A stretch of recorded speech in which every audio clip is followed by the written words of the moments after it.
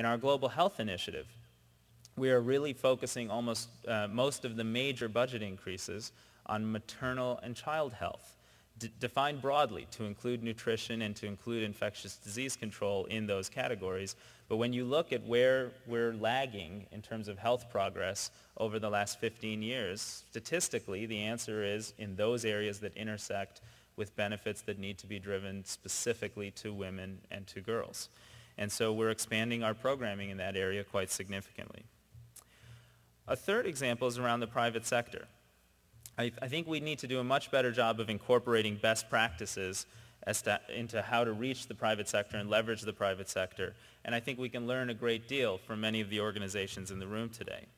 We all know that at the end of the day, our development resources are essentially dwarfed by both direct investment that's generated locally and foreign direct investment that could go into the sectors and the countries where we're prioritizing investment. And again, we're able to look to interaction partners to offer best practices and a roadmap for success.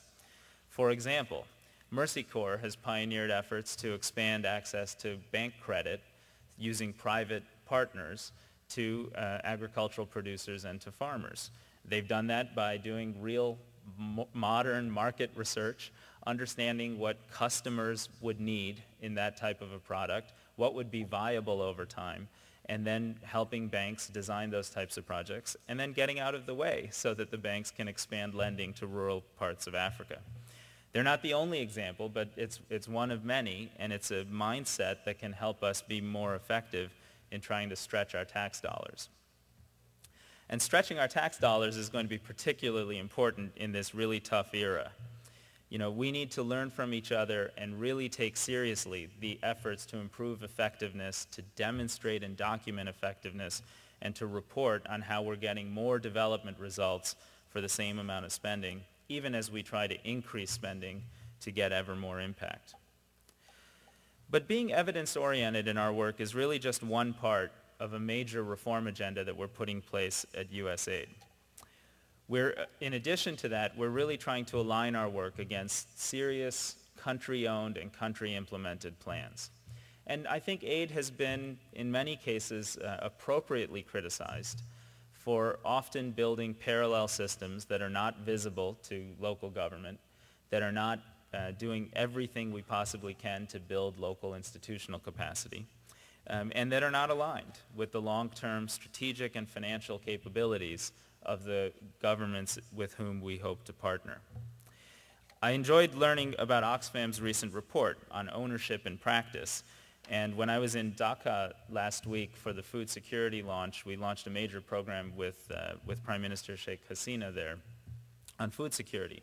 It's a tremendous opportunity because Bangladesh has had less arable land because of climate change, more weather vulnerability that's putting pressure on their ability to feed themselves, a rapidly increasing population that will reach 220 million by 2050, and very high rates, more than 40%, of chronic child malnutrition that essentially saps that community from the human potential for success over the long term.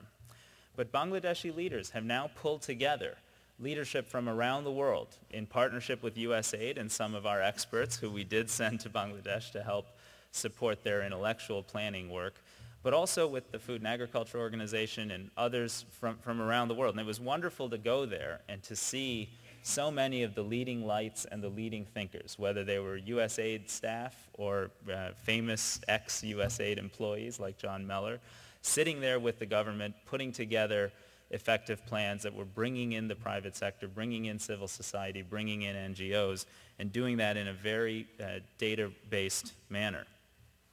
But alignment and planning alone is not enough. We really do as a community have to push ourselves to build more real local capacity in the places where we work. Interaction members know this, I think, better than nearly anybody else out there. For example, Catholic Relief Services, based on the church tenet of subsidiary, has long insisted on working through local providers and building local NGOs in the communities where they work. I've had the chance to see this in action in agriculture and food security in Uganda, but I really enjoyed learning that it was CRS that helped develop the guide for how to transition certain parts of the PEPFAR program to local institutions. These are the types of insights that we need to do a very effective job of learning and building into all of our practices across USAID. And so I would ask this community to focus more aggressively on evidence-based development, on country-owned planning and alignment, on creating the incentives for good and accountable governance, and on building real local capacity in the institutions where we want to work. But even as we ask more of interaction, I realize that you should, and I do, have an expectation that USAID will deliver more as a partner as well. And this speaks to the reform agenda we're trying to put in place this year. The reform agenda starts with building out real policy and budget capability at the agency. We absolutely have to have the ability to speak with one voice and communicate a strong development perspective, not just in the interagency or not just at the NSC, but frankly, all around the world, where development partners and development practitioners look to this agency and this community of leaders to offer thoughts and insights that will take our field forward and take the practice of this discipline forward. Just this week, we've created a Bureau of Policy Planning and Learning. That bureau has a number of different offices that will support strategic planning, support science and technology as a new area of reinvigorated investment, support country strategies so that we can move away from annual operational planning and move towards 5 or even 10-year country strategies that demonstrate long-term commitment and strategic focus. And through our budgeting capabilities, we will redesign how we allocate what are essentially a series of congressional priorities in a way that allows our country missions to have more flexibility and have more capability to focus on a handful of specific priorities as opposed to trying to do 15, 16, 18 different things with a relatively modest annual budget. The second part of our reform agenda is our procurement reform. And I know that each member of my agency and every person in this room wakes up every day really committed to saving lives and improving people's livelihoods. But right now, we all spend way too much time reporting on process indicators, doing paperwork to demonstrate that we know how to be part of this system, and working to provide almost a false transparency that isn't actually able to tell a visitor to a program, how much did you spend on this program, what are you getting in result, and what's your unit cost. And so that's why we're putting procurement reform at the top of the agenda. We're determined to streamline our processes, and I'd like to thank the Interaction Task Force in particular that's been advising our procurement reform team. Our General Counsel, Lisa Gomer, will be here later this week to talk about this issue in more detail. But let me just preview a few of my goals for our procurement reform. The first is I hope we use this to broaden our base of partners.